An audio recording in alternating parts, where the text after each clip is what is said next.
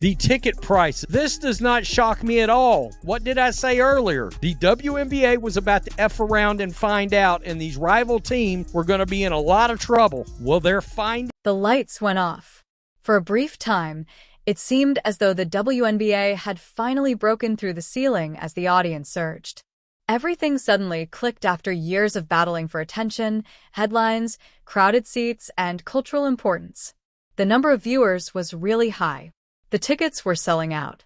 The enthusiasm permeated living rooms, social media, arenas, and national broadcasts. History was being made, not just hype, but everything shifted in an instant with that one little headline. A player was out for a few weeks. There was only a quick update, no league-wide statement, no serious injuries, and the whole mood changed. Nobody anticipated the chain reaction that was started by that one upgrade. Sales of tickets fell, engagement declined, and merchandise sales stalled. What appeared to be a flourishing kingdom suddenly began to show signs of weakness. It was similar to witnessing a huge tower wobble after one brick was removed. And at that same moment, a pointed query emerged. Was this explosive expansion in women's basketball really an indication of long-term development? Or was it all due to a single, extraordinary superstar? The response wasn't very. The decline demonstrated how much of the league's momentum depended on a single name and presence. Furthermore, the fact that reality is putting the WNBA in an awkward situation serves as a warning that its future may be far more precarious than supporters and officials would want to acknowledge. The Clark effect has been a net positive for the WNBA and all of its teams. But the star guard expected to miss a minimum of 2 weeks.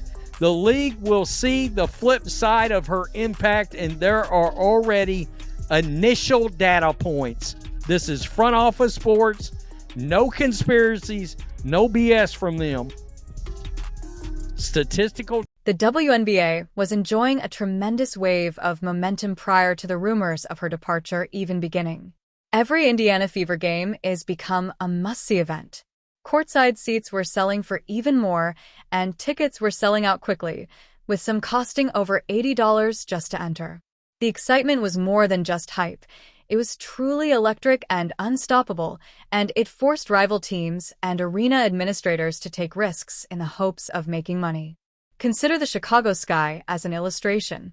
They didn't only alter their strategy. They went all out and shifted their matchup with the Fever from the small, 2,400-seat Windsor Arena to the enormous, 21,000-seat United Center. They were placing a wager that Caitlin Clark's celebrity could fill every seat at the facility, which was constructed for NBA players and sold-out performances. This was a bold wager that depended on one player's capacity to pack the house and light up the league. It wasn't just about logistics. Because, without a doubt, everyone was aware of who the crowds were expecting to see. To hit the panic button 48 hours after news hits that Caitlin Clark is injured and she'll be missing 2 weeks, the market has responded, and the market has told the WNBA, we don't want this. We want her, but we don't. Then the time arrived when everything changed.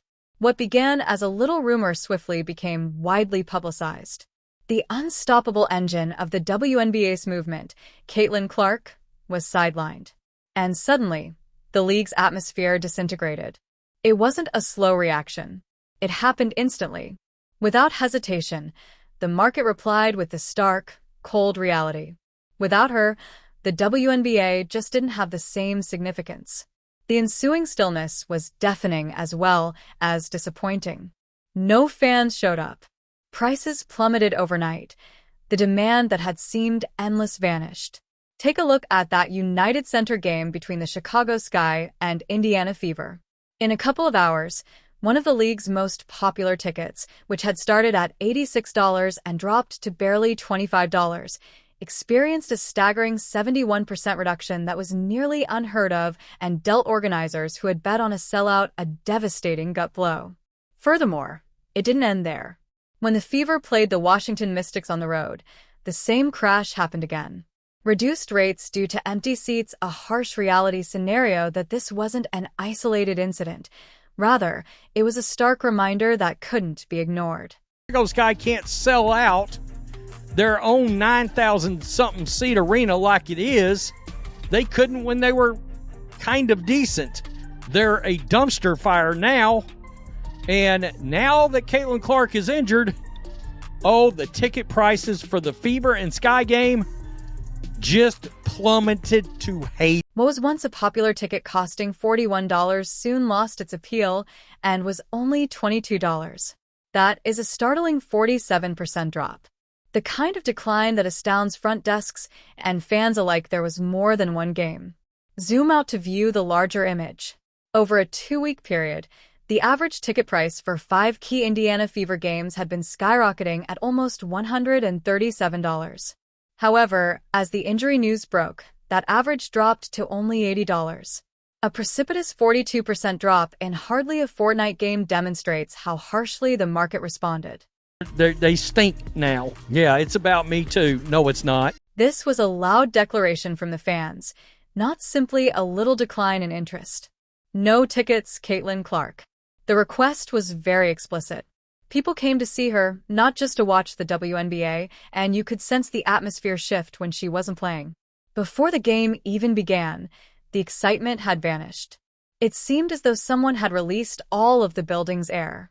That unsettling quiet revealed a much more significant tale. Everyone was enjoying the league's surge in popularity, but it wasn't as stable as it seemed, since there was a delicate truth hidden beneath all the fanfare.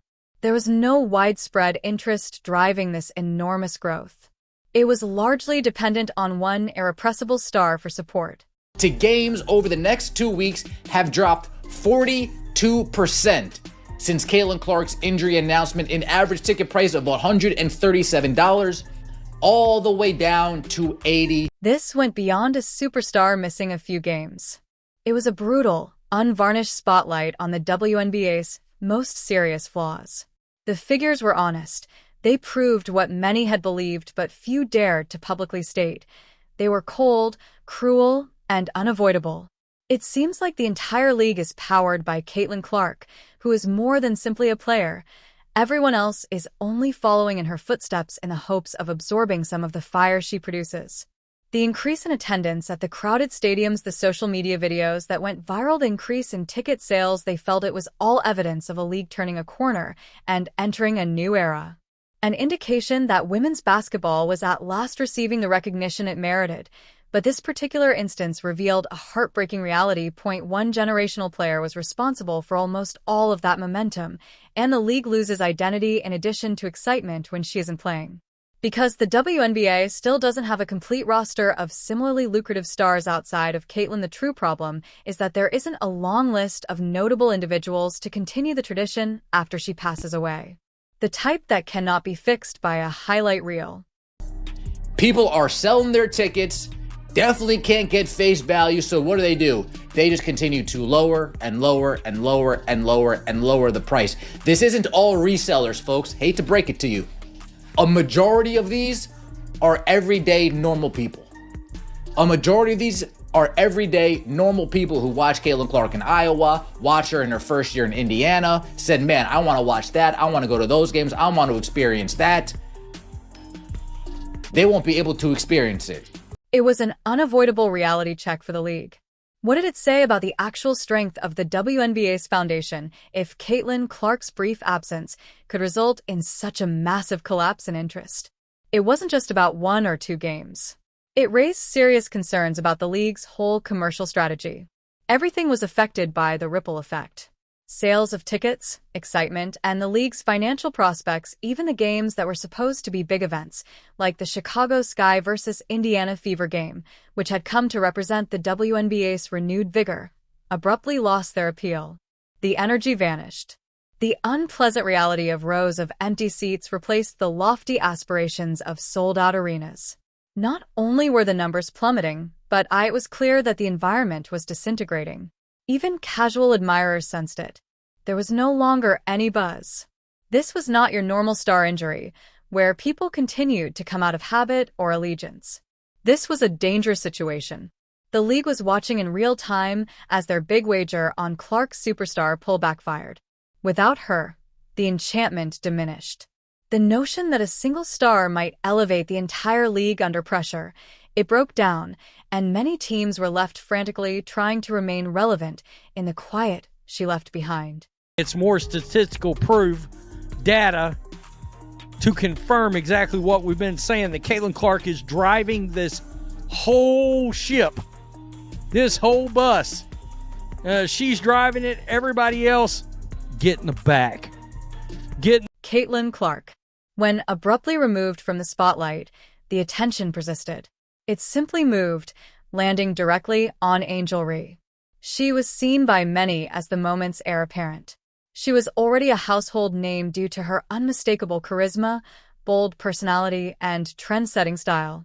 She had established a strong brand off the court that appealed to fans who viewed her as a cultural influence in addition to a player. She never shied away from making audacious claims, such as the now famous comment that people watched the WNBA because of her swagger and confidence, and she was often in the news. And that type of bluster was just what the league needed after abruptly losing its biggest name. The WNBA switched its attention to Reese in the hopes that her celebrity would generate the same kind of excitement, sellout crowds, and national attention that Clark had provided week after week. The big question now loomed as the league desperately needed someone to fill the void and maintain the momentum. Could the league's expectations really be met by Angel's star power?